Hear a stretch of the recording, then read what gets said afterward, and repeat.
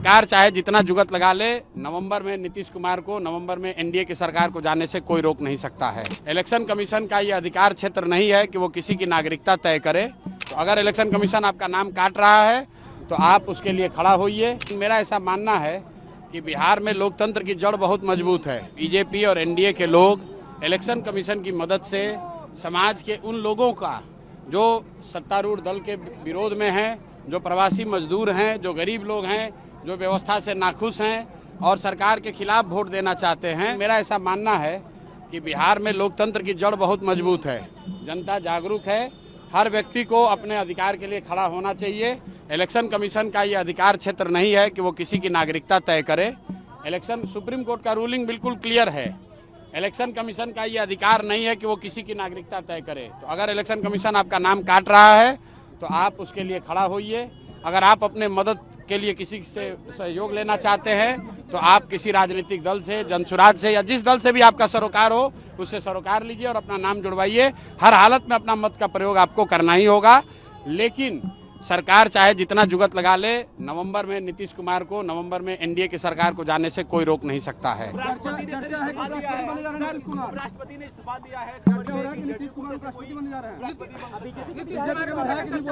भाई देखिए, ऐसा है, कौन बनेगा नहीं बनेगा इस पर कोई स्पेकुलेशन करने का मतलब नहीं है।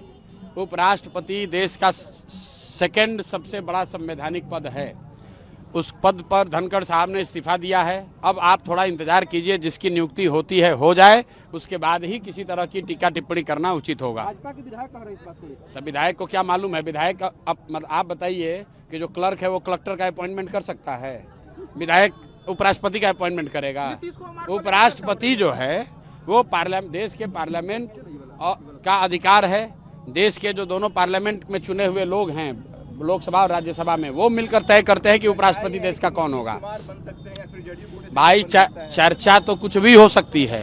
चर्चा के आधार पर इतने बड़े पद के बारे में मैं कुछ भी बोलना उचित नहीं समझता हूँ। दिलीप जायसवाल जो है कह रहे हैं कि छिटपुट घटनाएं हो रही हैं, जो भी अपराधी घटनाएं बदनाम करने के लिए कुछ लोग माहौल बना रहे हैं। भाई दिलीप जायसवाल तो एक कॉलेज पर 25 साल से कब्जा किए हुए हैं, क्या वो भी छिटपुट घटना है? किसी का हत्या का उन पर आरोप है, क्या वो भी छिटपुट घटना है? बिहार में 50 से ज्यादा राजनीतिक परिवार के बच्चों को बिना किसी एडमिशन टेस्ट के मेडिकल कॉलेज में एडमिशन देके डॉक्टरी की डिग्री दी गई है। ये भी छिटपुट घटना है।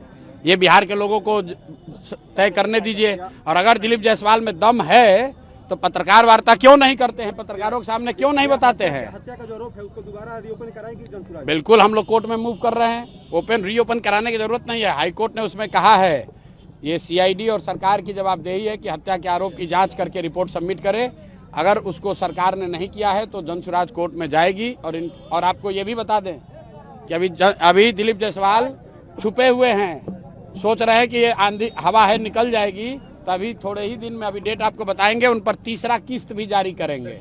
पहला किस्त जारी किए कॉलेज कब्जा का, दूसरा किस्त जारी हुआ राजेश शाह के हत्या का आरोप का, अब तीसरा किस्त आप लोग इंतजार कीजिए, अगले कुछ दिनों में इनका जारी होगा। जब तक ये पद छोड़कर भागेंगे नहीं, इनको राजनीति में इनको वापस दौड़ा कर वहां नहीं किशनगंज पहुंचा दिया, तब तक इनको छोड़ने वाले नहीं है।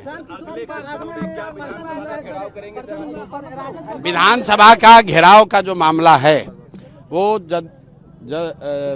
जनसुराज ने आज से 2 महीना पहले 3 विषयों पर, यहाँ जो गरीबों को नीतीश कुमार ने झांसा दिया कि हर गरीब परिवार को 2 लाख रुपया देंगे, आज तक वो पैसा नहीं दिया। पिछला 20 साल से कह रहे हैं कि यहाँ जो अति पिछड़े दलित लोग हैं उनको 3 डिसमिल घर बनाने के लिए जमीन मिलेगा, आज तक नहीं मिला। और ये जो जमीन सर्वे में लूटपाट मचा रखे हैं, इन तीनों मुद्दों पर जनसुराज ने 1 करोड़ लोगों से हस्ताक्षर का अभियान चलाया था।